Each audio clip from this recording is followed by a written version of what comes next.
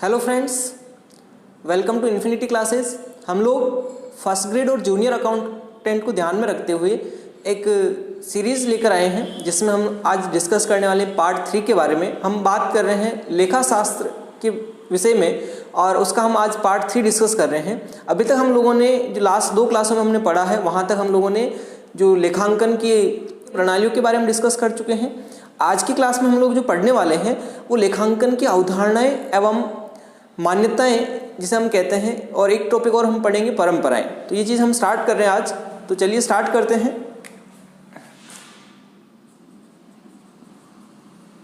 लेखांकन की अवधारणाएं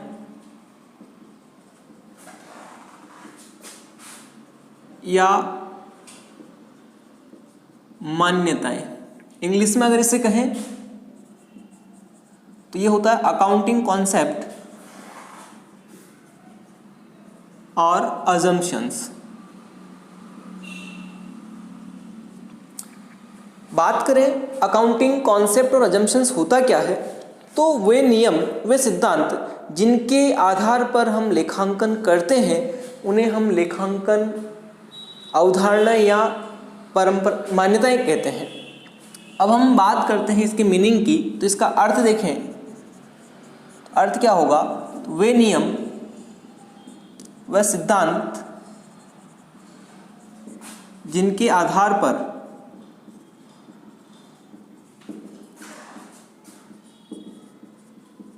लेखांकन किया जाता है, इन्हें हम लोग क्या कहेंगे?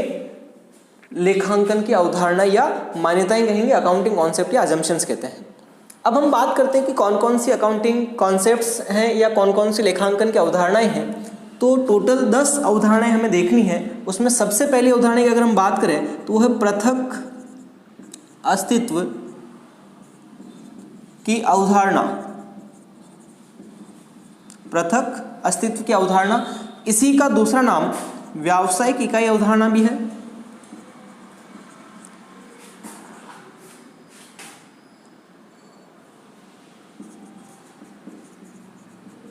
व्यावसायिक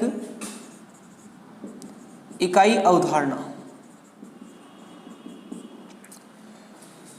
सेपरेट एंटिटी कॉन्सेप्ट, इंग्लिश में कहेंगे इसे सेपरेट एंटिटी कॉन्सेप्ट, या इसी को बोलेंगे बिजनेस एंटिटी कॉन्सेप्ट।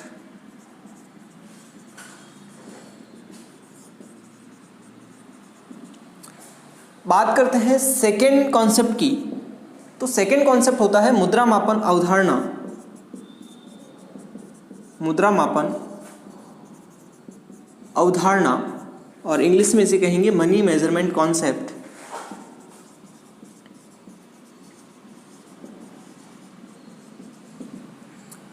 नेक्स्ट अवधारणा की अगर अपन बात करें तो नेक्स्ट अवधारणा जो है वो है लागत अवधारणा।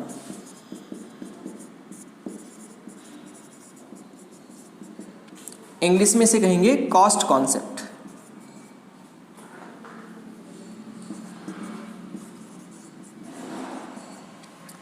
चौथी अवधारणा की अगर अपन बात करें तो चौथी अवधारणा होती है आपकी द्विपक्षीय अवधारणा। द्विपक्षीय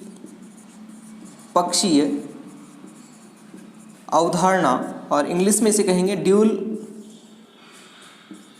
एस्पेक्ट कॉन्सेप्ट।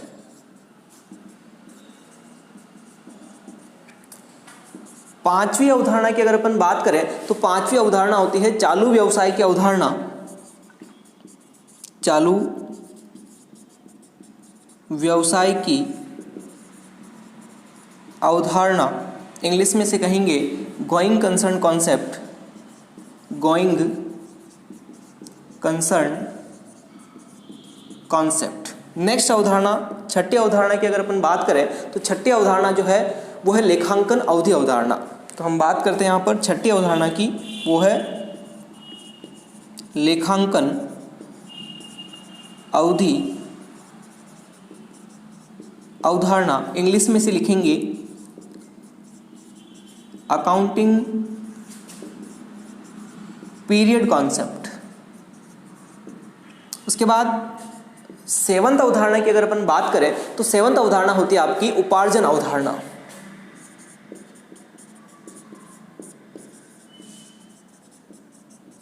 इंग्लिश में इसे कहेंगे एक्रूअल कॉन्सेप्ट। एक एक के बारे में हम लोग आगे डिस्कस करेंगे डिटेल से। उसके बाद हम बात करें, दो अवधारणाएं और हैं। आठवीं अवधारणा जो होती है, आठवीं अवधारणा है आय वसूली अवधारणा। आय वसूली अवधारणा, और इंग्लिश में से लिखेंगे रेवेन्यू रिकॉग्निशन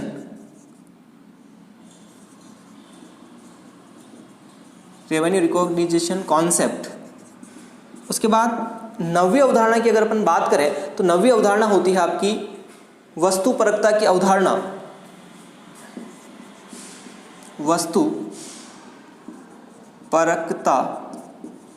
की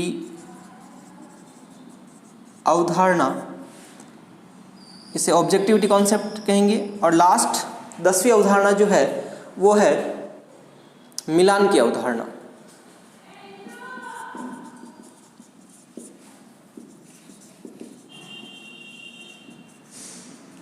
मिलान की अवधारणा, मैचिंग कॉन्सेप्ट। तो ये सारी 10 कॉन्सेप्ट्स हम लोगों ने देखे हैं। एक एक के बारे में हम लोग आगे डिस्कस करते हैं कि इसके बारे में क्या चीज़ें हमें ध्यान में रखनी है, एग्जाम में किस टाइप से इसका क्वेश्चन पुटअप हो सकता है। अब हम एक एक अवधारणा के बारे में डिस्कस करते हैं। सबसे पहली अवधारणा की अगर मैं बात करूं तो हमने पढ़ी है पृथक अस्तित्व की अवधारणा। इसी को हम लोग एक और नाम से जानते हैं सत्ता की अवधारणा, और इसी को हम लोगों ने अभी देखा था व्यावसायिक इकाई अवधारणा भी कहते हैं। व्यावसायिक इकाई अवधारणा, और इंग्लिश में अगर इसे कहें तो सेपरेट एंटिटी कॉन्सेप्ट, या इंग्लिश में इसी को हम बोलते हैं बिजनेस एंटिटी कॉन्सेप्ट। क्या होती है इसके बारे में अगर हम डिस्कस करें तो इसी अवधारणा के आधार पर व्यापार और व्यापारी दोनों अलग अलग माने जाते हैं। सबसे पहला कॉन्सेप्ट इसका हमें ध्यान में रखना है, व्यापार व व्यापारी दोनों अलग अलग होते हैं। इसी अवधारणा के आधार पर दूसरा पॉइंट जो हमें ध्यान में रखना है कि इसी के आधार पर व्यापारी अपने व्यक्तिगत लेन देनों का लेखा व्यापार की पुस्तकों में नहीं करता है। उसके पर्सनल कुछ भी लेन देन अगर वो करता है तो उसे बिजनेस की बुक्स में वो रिकॉर्ड नहीं करेगा, वो इसी के अकॉर्डिंग होता है। यहाँ लिखेंगे व्यापारी अपने व्यक्तिगत लेन देनों का लेखा, व्यक्तिगत लेन देनों का लेखा व्यापार की लेखा पुस्तकों में दर्ज नहीं करता है। आगे और बात करें तो व्यापार के अंदर जब व्यापार का स्वामी पूंजी विनियोजित करता है, पूंजी निवेश करता है, तो ऐसी स्थिति में उस पूंजी को हम लोग जो है पूंजी के बराबर व्यापारी उस बिजनेस के अंदर लेनदार माना जाता है। तो ये भी चीज़ इसी अवधारणा के आधार पर है। पूंजी के बराबर, पूंजी के बराबर व्यापारी लेनदार माना जाता है। किसके लिए लेनदार? तो व्यवसाय के लिए या व्यापार के लिए वो लेनदार है। इसी तरीके से व्यापारी कभी कभी व्यवसाय से अपने निजी प्रयोग हेतु नकद या माल का प्रयोग करता है निजी काम के लिए, तो उसे हम लोग आहरण या ड्राइंग कहते हैं। और उसी ड्राइंग को की वजह से उस व्यापारी को यहाँ पर क्या माना जाएगा? देनदार माना जाएगा। तो यहाँ पर लिखेंगे आहरण, जिसमें नकद भी हो सकता है और माल भी हो सकता है। तो दोनों के लिए, आहरण के लिए व्यापारी देनदार माना जाता है। ये देनदार किसके लिए है? व्यवसाय के लिए, और लेनदार भी किसी के लिए? व्यवसाय के लिए होता है। एक और चीज़ इस कॉन्सेप्ट के बारे में हमें जो ध्यान में रखनी है कि इसी अवधारणा के आधार पर व्यापारी अपने लेखा पुस्तकों में अपने स्वयं का नाम प्रयोग में नहीं करता है, और अगर खुद व्यवसाय में कुछ भी लेन देन करेगा तो वो पूंजी और आहरण शब्द का प्रयोग करेगा। अपने नाम के स्थान पर पूंजी व आहरण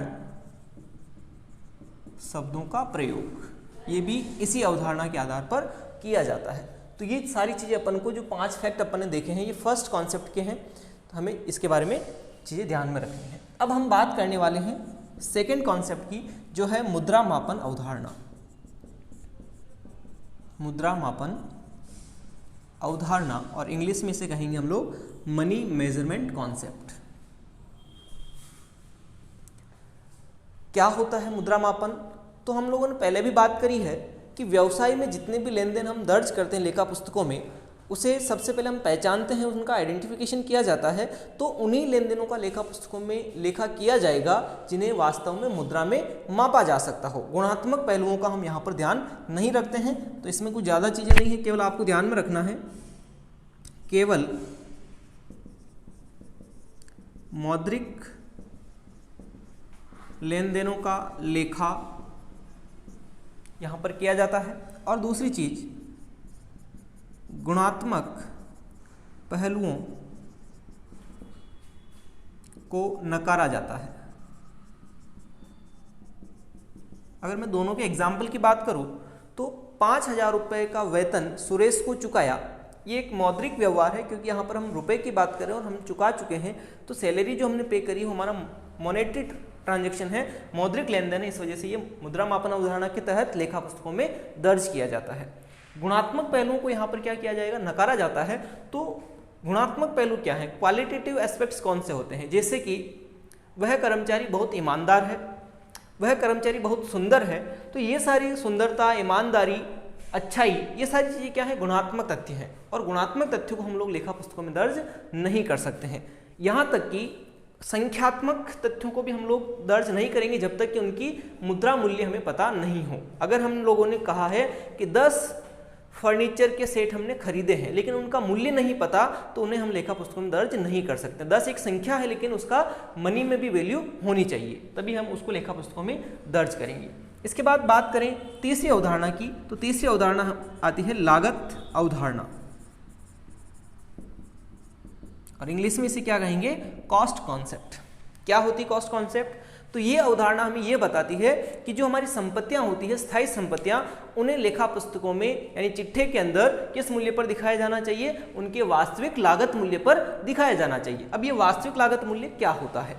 तो वास्तविक लागत मूल्य का मतलब जिस मूल्य पर इसे खरीदा गया था उसी मूल्य पर इसे लेखा पुस्तकों में दिखाया जाना चाहिए। और एक चीज और है कि हर साल इस पर मूल्यह्रास चार्ज करने के बाद जो वैल्यू बचेगा उसको लेखा पुस्तकों में दिखाया जाता है।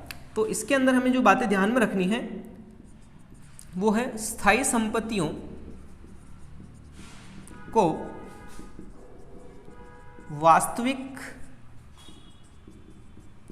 लागत मूल्य पर दिखाया जाता है।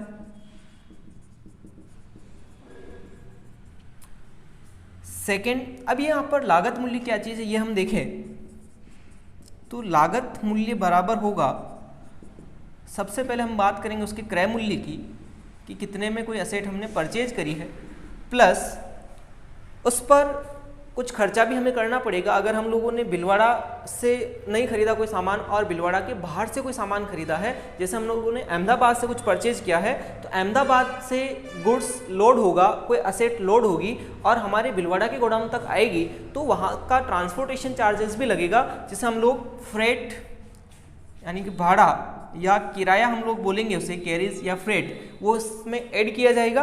प्लस हमारे प्लांट के अंदर लाने के बाद उसे स्टेब्लिश कराया जाएगा, स्थापना करवाई जाएगी किसी इंजीनियर को बुलाकर, तो स्थापना व्यय, ये 3 एक्सपेंसेस मिलकर हमारी क्या बनेगी? लागत मूल्य बनेगा। इसी लागत मूल्य पर हम लोग संपत्तियों को दर्ज करते हैं। और इसी अवधारणा का एक और नाम जो हमें ध्यान में रखना है, ऐतिहासिक लागत मूल्य। ऐतिहासिक लागत मूल्य अवधारणा, हिस्टोरिकल कॉस्ट कॉन्सेप्ट। तो ये हमारी तीसरी अवधारणा है। और एक चीज और इसमें हमें ध्यान में रखनी है, स्थायी संपत्तियों पर मूल्यह्रास इसी के आधार पर वसूला जाता है। वैसे अगले कॉन्सेप्ट में हम इसके बारे में और पढ़ेंगे। तो ये हमारी तीसरी अवधारणा थी, लागत अवधारणा या ऐतिहासिक लागत अवधारणा। अब हम बात करते हैं चौथी अवधारणा की, जो है द्विपक्षीय अवधारणा।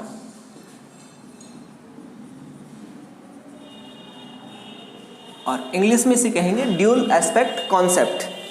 ये अवधारणा हमें क्या बताती है कि जो लेखांकन व्यवहारों को हम लेखा पुस्तकों में दर्ज करते हैं तो प्रत्येक व्यवहार को दो पक्षों में लिखा जाता है। पहला कॉन्सेप्ट हमें यही ध्यान रखना है, प्रत्येक व्यवहार का लेखा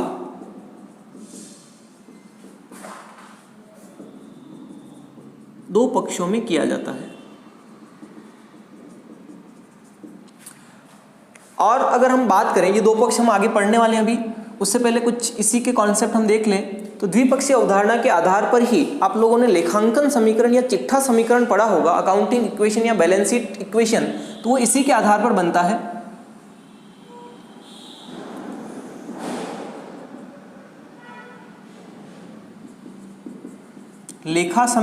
लेखांकन समीकरण, या इसी को हम बोलते हैं चिट्ठा समीकरण, और इंग्लिश में इसे अकाउंटिंग इक्वेशन या बैलेंस शीट इक्वेशन कहते हैं। तो वो इसी के आधार पर इससे बनाया जाता है। और होता क्या है, तो हमारी जो एसेट्स है, एसेट्स बराबर होती है किसके, लायबिलिटी प्लस कैपिटल के। Assets equals to liability plus capital, संपत्ति बराबर दायित्व प्लस पूंजी, हमारा एक लेखांकन समीकरण होता है। तो ये किसके बेसिस पर बनता है, द्विपक्षीय अवधारणा के आधार पर बनता है। अब हम बात करते हैं दो पक्ष कौन कौन से हैं। दो पक्षों में अगर हम बात करें तो दो पक्ष हैं। सबसे पहला डेबिट पक्ष, हिंदी में इसको नाम पक्ष भी कहते हैं, और दूसरा हमारा है क्रेडिट पक्ष, जिसे हिंदी में और हम बोलते हैं जमा पक्ष।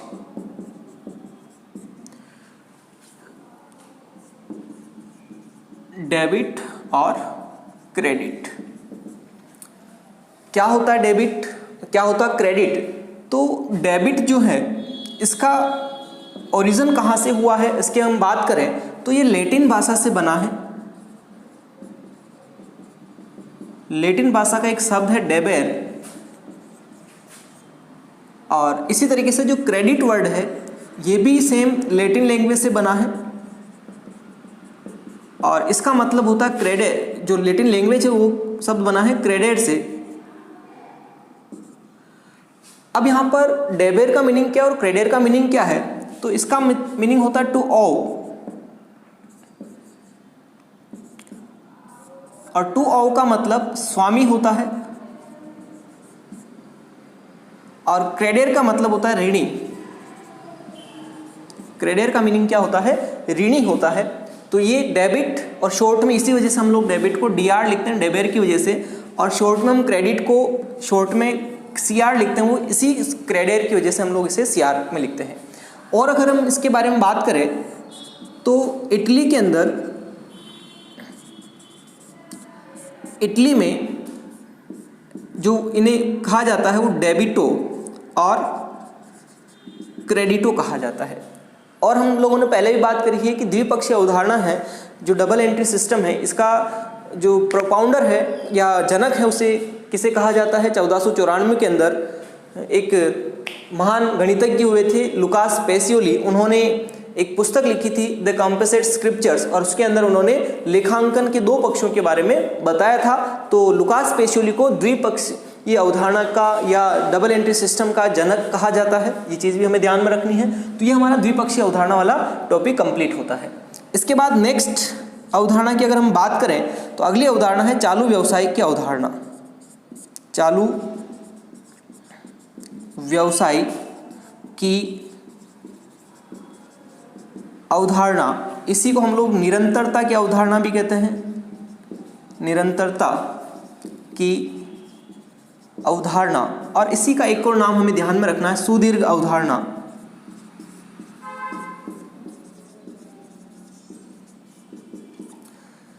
Going concern concept, English word भी इसका इंपॉर्टेंट है, ये ध्यान रखें। Going concern concept. बात करते हैं निरंतरता की अवधारणा या चालू व्यवसाय की अवधारणा क्या होती है। कोई भी व्यापारी जब व्यवसाय प्रारंभ करता है तो वो हमेशा इस उद्देश्य के साथ व्यापार को प्रारंभ करेगा कि वो लंबी अवधि के लिए व्यापार चलाएगा। कभी भी कोई व्यवसायी अपना जो बिजनेस स्टार्ट करेगा वो जल्दी बंद करने के उद्देश्य से कभी स्टार्ट नहीं करता है। बस यही अवधारणा हमें बताती है कि व्यवसाय जो प्रारंभ किया जाता है वो सुदीर्घ अवधि के लिए, एक लंबे समय के लिए प्रारंभ किया जाता है। तो यहाँ हम पहला पॉइंट लिखेंगे, व्यवसाय लंबी अवधि तक चलेगा, ये हम मान के चल लेंगे क्योंकि हमारा उद्देश्य लॉन्ग टर्म बिजनेस करना होगा। हम बिजनेस अगर स्टार्ट करें तो उससे जल्दी बंद नहीं करेंगे।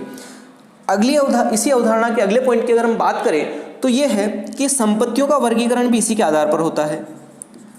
संपत्तियों का वर्गीकरण वो भी इसी के आधार पर होता है। संपत्तियों को हम दो भागों में बांट के चलते हैं, एक होती है हमारी चालू संपत्तियां और दूसरी होती है स्थायी संपत्तियां।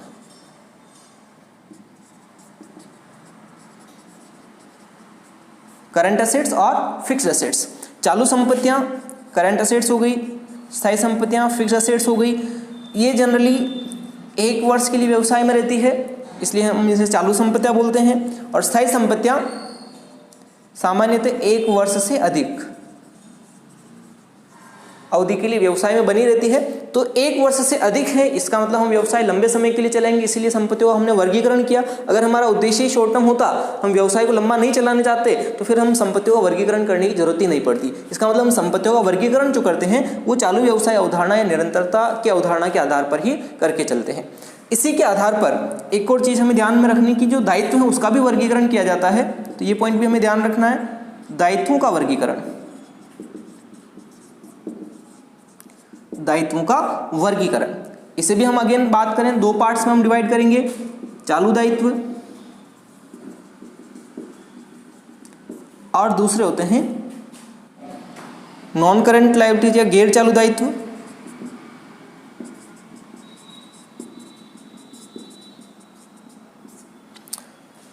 तो चालू दायित्व क्या होंगे? ऐसे दायित्व जिनका भुगतान सामान्यतः 1 वर्ष के भीतर करना हो, वो चालू दायित्व हो जाएंगे। और गैर चालू दायित्व नॉन करंट लायबिलिटीज जो होती है, ऐसे दायित्व जिनका भुगतान सामान्यतः 1 वर्ष के पश्चात हमें करना होता है। तो ये हमारी 5वीं अवधारणा कंप्लीट हुई, चालू व्यवसाय की अवधारणा या निरंतरता की अवधारणा, इसी को सुदीर्घ की अवधारणा कहते हैं। अब हम बात करने वाले हैं 6ठी अवधारणा की, जिसका नाम है लेखांकन अवधि अवधारणा, अकाउंटिंग पीरियड कॉन्सेप्ट। क्या होता है? हम बात करें अगर लेखांकन अवधि अवधारणा की, तो ये अवधारणा हमें ये बताती है कि जो हम व्यवसाय कर रहे हैं उसके रिजल्ट्स या परिणाम हमें ज्ञात कर लेने चाहिए। तो व्यवसाय के परिणाम इसी अवधारणा के आधार पर ज्ञात किए जाते हैं। अब ये परिणाम कितनी अवधि के भीतर ज्ञात किए जाने चाहिए, जिसे हम लोग बोलते हैं लेखा अवधि या लेखांकन अवधि। तो लेखांकन अवधि जो होती है सामान्यतः हम 1 वर्ष या 12 मंथ मानते हैं, लेकिन अधिकतम इसे 15 महीने तक बढ़ाया जा सकता है, ये हमें ध्यान में रखना है। तो ये अधिकतम कितनी हो सकती है?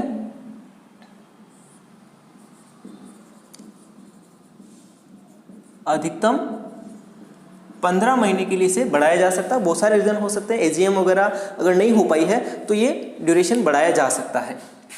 और अगर हम बात करें हम ये लेखांकन अवधि कौन कौन सी होती है, तो लेखांकन अवधि अकाउंटिंग पीरियड 2 तरह से चलते हैं। एक हमारा कैलेंडर ईयर चलता है कैलेंडर वर्ष और दूसरा चलता है वित्तीय वर्ष। कैलेंडर वर्ष का ड्यूरेशन जो होता है आप सभी को पता है, 1 जनवरी को स्टार्ट होता है और 31 दिसंबर को क्लोज हो जाता है। और जो वित्तीय वर्ष चलता है वो 1 अप्रैल से स्टार्ट होता है और ख़त्म कब होता है? 31 मार्च। अब हम बात करें दोनों में से कौन सा सही है, तो सही तो दोनों ही है क्योंकि दोनों में 12 मंथ की काउंटिंग हो रही है, लेकिन वित्तीय वर्ष ज़्यादातर व्यावसायिक संस्थाएं अपनाती है क्योंकि इसे 2 जगह मान्यता प्राप्त है। एक तो कंपनी अधिनियम 2013 और एक आयकर अधिनियम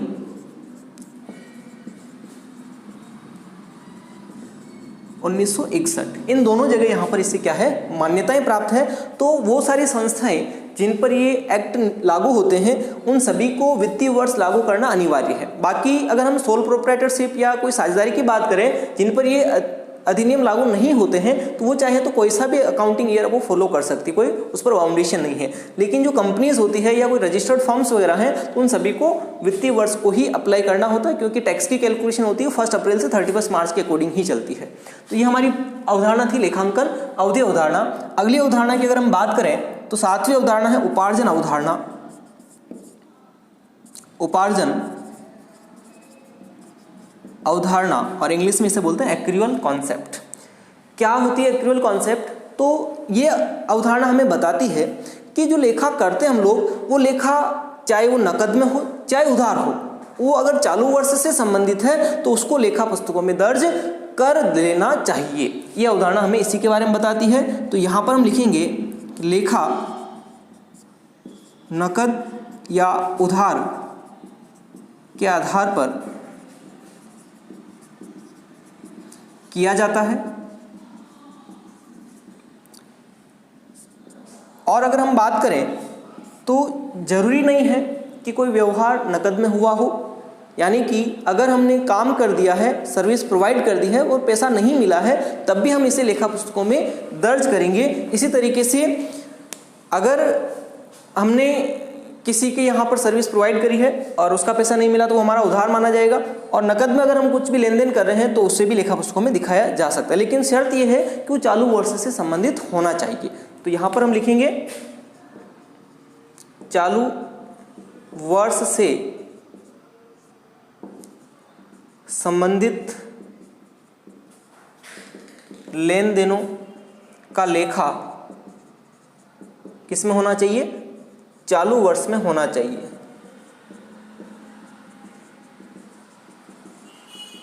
तो ये चीज़ भी हमें ध्यान में रखनी। एक और पॉइंट जो इसके बारे में ध्यान में रखना है कि हम लोग समायोजन करते हैं कभी कभी कि पिछली बार लेखा पुस्तकों में कोई मिस्टेक हो गई है या कोई ट्रांजैक्शन लिखना भूल गए हैं तो उसका समायोजन जो किया जाता है वो भी इसी के आधार पर किया जाता है।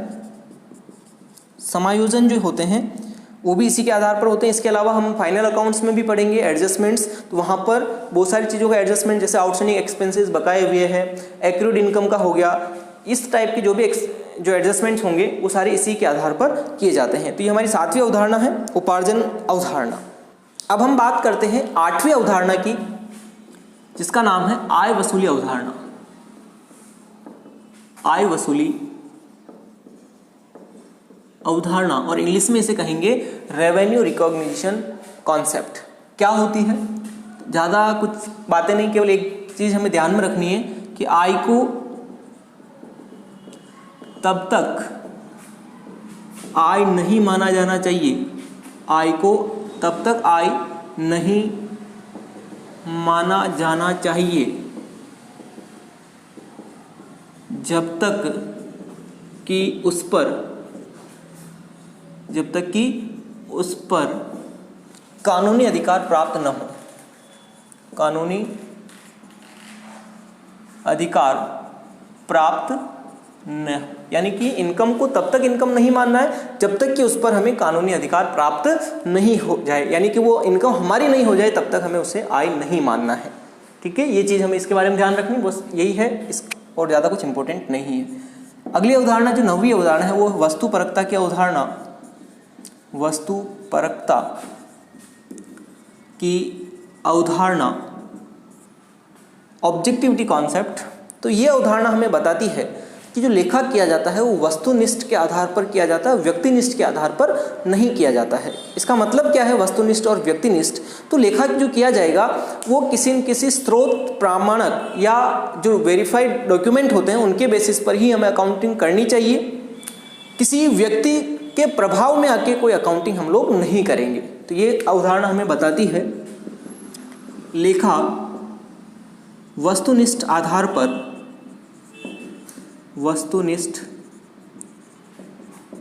पर किया जाता है, व्यक्तिनिष्ठ आधार पर नहीं।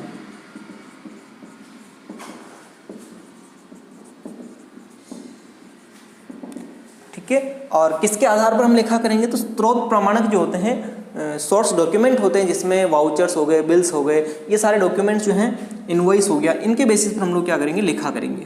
तो लेखा किसके आधार पर होगा? स्रोत प्रमाणक, और इंग्लिश में इसे बोलेंगे सोर्स डॉक्यूमेंट।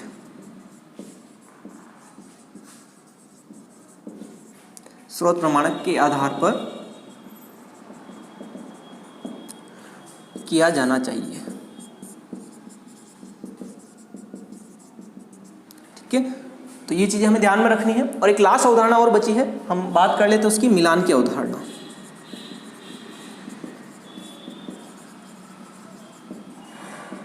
Matching concept.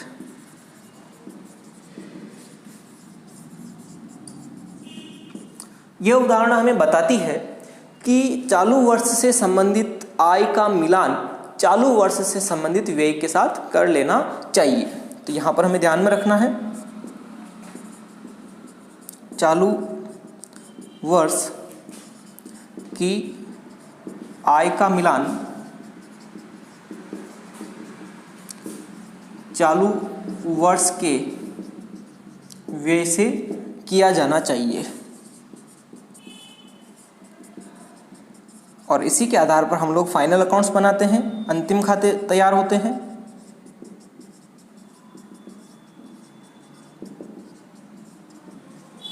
और अंतिम खातों में हम लोग क्या क्या बनाते हैं?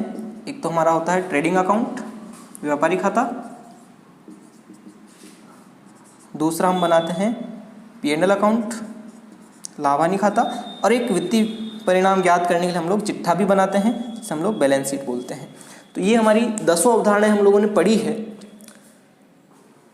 तो उम्मीद करता हूँ आप सभी को समझ में आ गई होगी। एक टॉपिक और हमें पढ़ना है जो कि लेखांकन की परंपराओं के बारे में है। अब हम बात करने वाले हैं लेखांकन परंपराओं की, अकाउंटिंग कन्वेंशंस की। क्या होती है लेखांकन परंपराएं, और इंग्लिश में इसे कहते हैं हम लोग अकाउंटिंग कन्वेंशंस।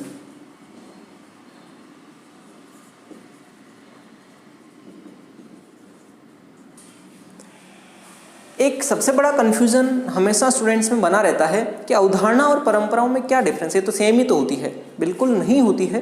अवधारणाएं अलग हैं और परंपराएं अलग होती है।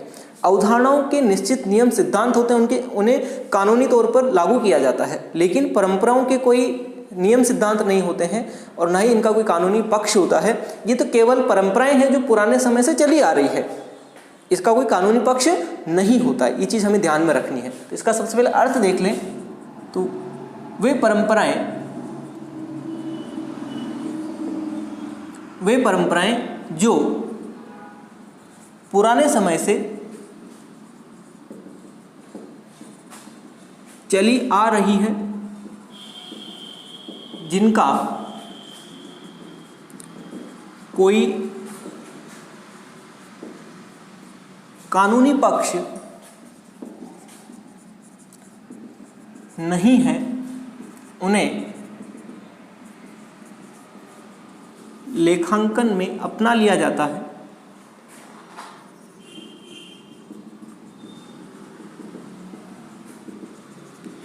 परंपराएं कहलाती हैं।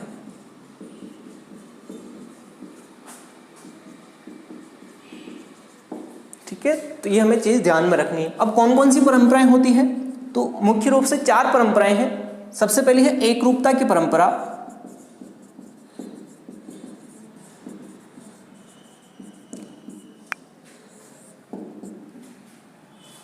एक रूपता की परंपरा यानी कि इसको हम लोग कह सकते हैं कंसिस्टेंसी कन्वेंशन। तो कंसिस्टेंसी का मतलब जो लेखा पुस्तकें हम बनाते हैं उनके नियमों के अंदर अनावश्यक रूप से हमें कोई परिवर्तन नहीं किया जाना चाहिए। एक रूप जैसे हमें अकाउंटिंग करना है, इस साल जो हमने मेथड्स यूज़ किए वो नेक्स्ट ईयर भी हमें वही मेथड यूज़ करने हैं, लेकिन इसका मतलब ये नहीं है कि हमेशा ही इसमें स्थिरता रखें, कोई परिवर्तन नहीं करें। अगर परिस्थितियाँ ऐसी आ जाए तो हमें परिवर्तन भी किया जाना चाहिए। तो हमें लेखांकन में लोचशीलता भी रखनी है, तो ये चीज़ हमें ध्यान में रखनी है। लेकिन ये परंपरा हमें क्या बताती है? लेखा नियमों एवं सिद्धांतों में अनावश्यक परिवर्तन नहीं किए जाने चाहिए।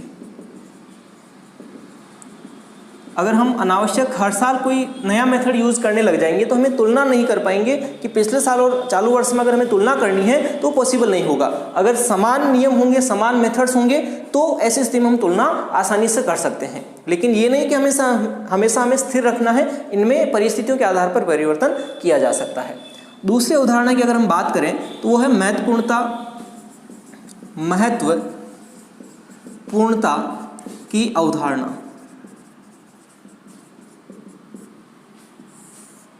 महत्वपूर्णता की अवधारणा, ऑब्जेक्टिविटी कन्वेंशन भी इसे हम लोग कह सकते हैं। तो ये क्या बताती है हमें कि यहां पर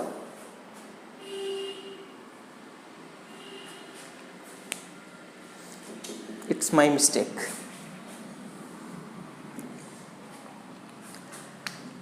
अगली परंपरा की अगर हम बात करें तो वो है महत्वपूर्णता की परंपरा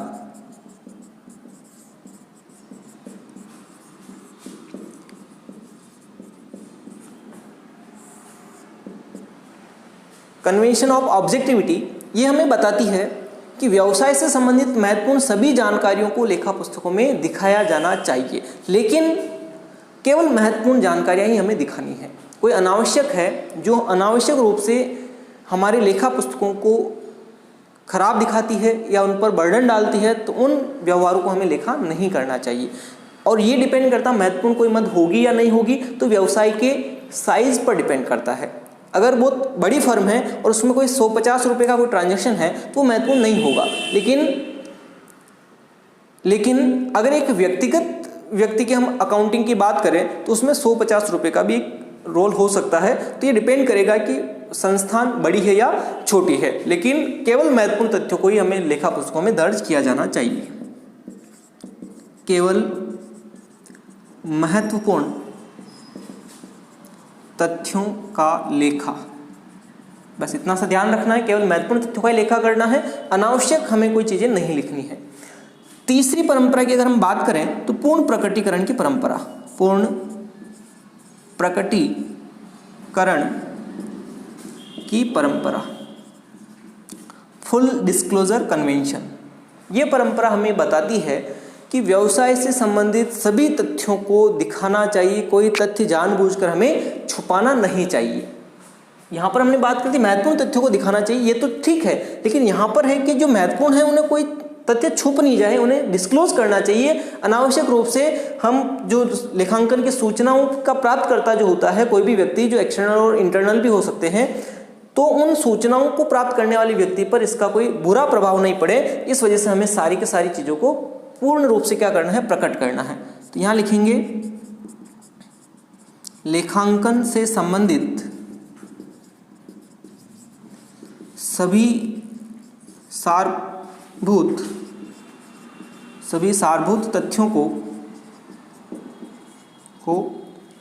प्रकट किया जाना चाहिए, प्रकट किया जाना चाहिए, किसी भी प्रकार का कोई मिस रिप्रेजेंटेशन नहीं हो। उसके बाद एक लास्ट अवधारणा, लास्ट परंपरा हमें पढ़नी है जो इंपॉर्टेंट भी है,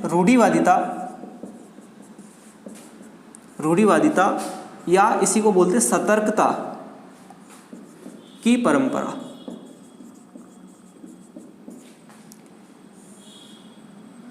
रूढ़िवादिता या सतर्कता की परंपरा क्या होती है?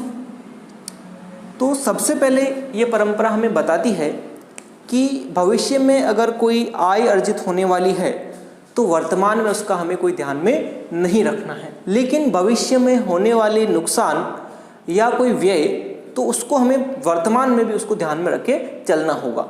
यानी कि जो हम आयोजन बनाते हैं, जैसे provision for bad debts, provision for discount, provision for tax, ये भविष्य में होने वाले एक्सपेंसेस हैं या लॉसेस हैं, तो उनका हम वर्तमान में ही प्रावधान करके चलते हैं या आयोजन बना के चलते हैं। तो वो इसी परंपरा के आधार पर, सतर्कता के आधार पर हम बनाते हैं। तो पहली चीज हम लिखेंगे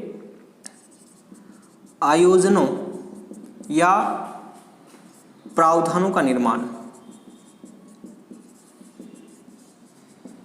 इसी के आधार पर होता है। और ऐसा क्यों है, तो यह उदाहरण हमें बताती है भावी आय का लेखा नहीं, भावी आय का लेखा नहीं, लेकिन भावी हानि या व्यय का लेखा किया जाता है। यह उदाहरण, ये परंपरा हमें क्या बताती है कि भावी आय अगर कोई होने वाली है, कोई भविष्य में लाभ होने वाला, तो उसको हम ध्यान में नहीं रखेंगे, उसका लेखा नहीं करेंगे वर्तमान में, जब होगी तभी करेंगे। लेकिन भविष्य में ऐसा कोई व्यय है या ऐसी कोई हानि जो होने वाली है, निश्चित है, तो उसका हम लोग क्या करेंगे, अभी से लेखा करके चलेंगे। उसके लिए हम लोग प्रोविजन या जो प्रावधान या आयोजन हम बनाते हैं। एक और चीज इसके बारे में हमें जो ध्यान में रखनी है इस परंपरा के बारे में, कि क्लोजिंग स्टॉक का मूल्यांकन आप लोगों ने पढ़ा होगा, मार्केट वैल्यू और कॉस्ट प्राइस दोनों में से जो कम होता है उस पर किया जाता है। तो ये भी इसी के आधार पर होता है। अंतिम स्टॉक या रहतिये स्टॉक का मूल्यांकन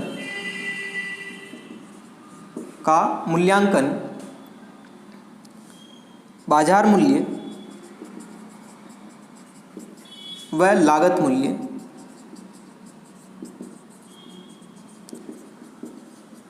दोनों में से जो भी कम हो पर किया जाता है।